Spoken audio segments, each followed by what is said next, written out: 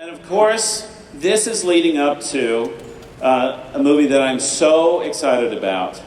Toy Story 3 comes out this summer. Yes, the return of Buzz and Woody and everybody. And I want to bring out the director of Toy Story 3, Lee Unkrich. Now you got to separate those two because everybody pronounces him Leon Critch. It's not Lee Unkrich, it's Lee Unkrich. And so Lee was the editor on Toy Story. He's been a part of the creative team from the very beginning. He co-directed Toy Story 2 with me. He's co-directed Finding Nemo and Monsters Incorporated as well. He's one of the key creative members at Pixar, and this is his first time he's the full director, and I've entrusted the best to creating Toy Story 3 for Pixar and for all of you. Ladies and gentlemen, I'm going to bring out Lee Unkrich.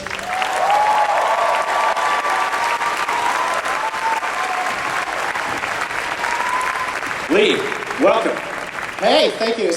My name is actually Leon Critch, and people think I'm saying Lee Unkrich. I know, Leon Critch. There's a little gag we put at the end of Toy Story 2, when you see it, if you've seen it. At the airport, when the bad guy, the prospector, gets put into the little girl's backpack and she gets taken off, you hear over the paging system at the airport, Passenger Critch, passenger Leon Critch.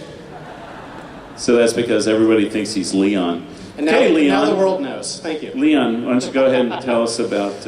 I'm super excited to be here. We've been working on Toy Story 3 for a long time already. We've actually been working on it for about 3 years. And we're in the home stretch now. We've got about 10 months to go. We've done, over 80,000 storyboards on the movie. We've recorded the entire voice cast. We've got about a quarter of the film animated, and we're hustling now to finish it. It's looking really fantastic. And I'm really excited for you guys to see it in June. About 3 years ago, we decided to make Toy Story 3, and John and I and Andrew Stanton and Bob Peterson, Jeff Pigeon, a bunch of the guys who came up with the original, Pete Docter, who came up with the original Toy Story, we went away to this cabin retreat where the idea for the first Toy Story had been brewed, and we locked ourselves away for a few days to try to come up with the idea for Toy Story 3. And it was really fantastic having all the original people back there wrapping their heads around it. And it was really hard to come up with an idea for Toy Story 3. We banged our heads against the walls for a while, and we watched the first two films, and we were completely intimidated because we love those two movies as much as I know a lot of you guys do. And it was this really daunting task to try to come up with a third. So we thought long and hard about it. And what we finally realized was, at the end of Toy Story 2, Buzz and Woody especially, has made his peace with the fact that Andy's going to grow up someday. But we thought it's one thing to make peace with something, and it's another thing to find yourself at that day. So that was the point where we realized that in Toy Story 3, we needed to have Andy grown up and just about to head off to college, that day that all the toys were really worried about. We knew it was the perfect place to start the movie. One of the things that's so important in all the Pixar films is not only to make it funny and to make it beautiful, but also the emotion. Walt Disney always said for every laugh there should be a tear, and it's a kind of a foundation of what we do, is that heart.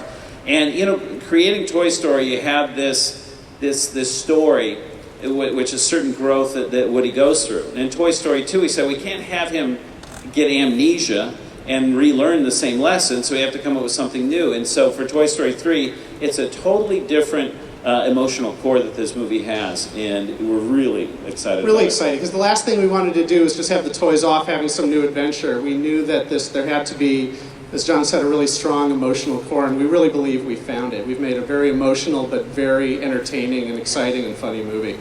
I wish I could tell you more about it, but I don't want to get fired here today at Comic-Con. Everybody's back. Woody's back, Buzz, as you saw, Rex and Ham and Jesse, the whole gang's back, and we have the entire voice cast back. As I said, I've been working with all of them. Tom Hanks, Tim Allen, John Ratzenberger, Estelle Harris, Don Rickles, the whole gang is back.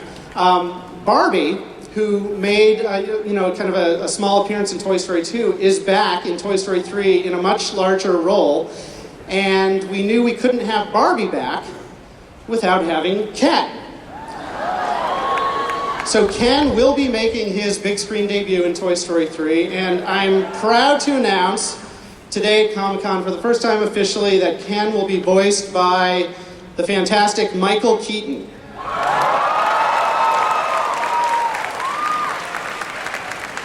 We had worked with Michael back on Cars. Yeah, he was the voice of Chick Hicks, the bad guy. And he was such a blast to work with. He's so funny. And I'll tell you, after you see him playing Ken, you won't be able to imagine anybody else playing this part. I think he was born to play Ken.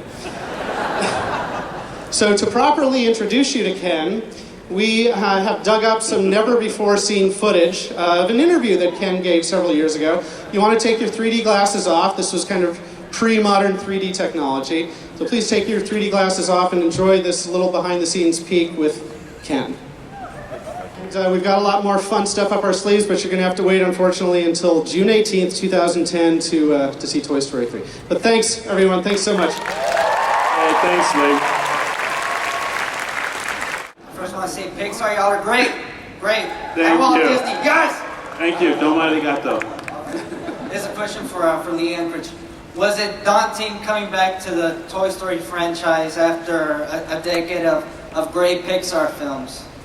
Was it daunting? Yes, absolutely. I mean, I told you we went off for this retreat for 2 days.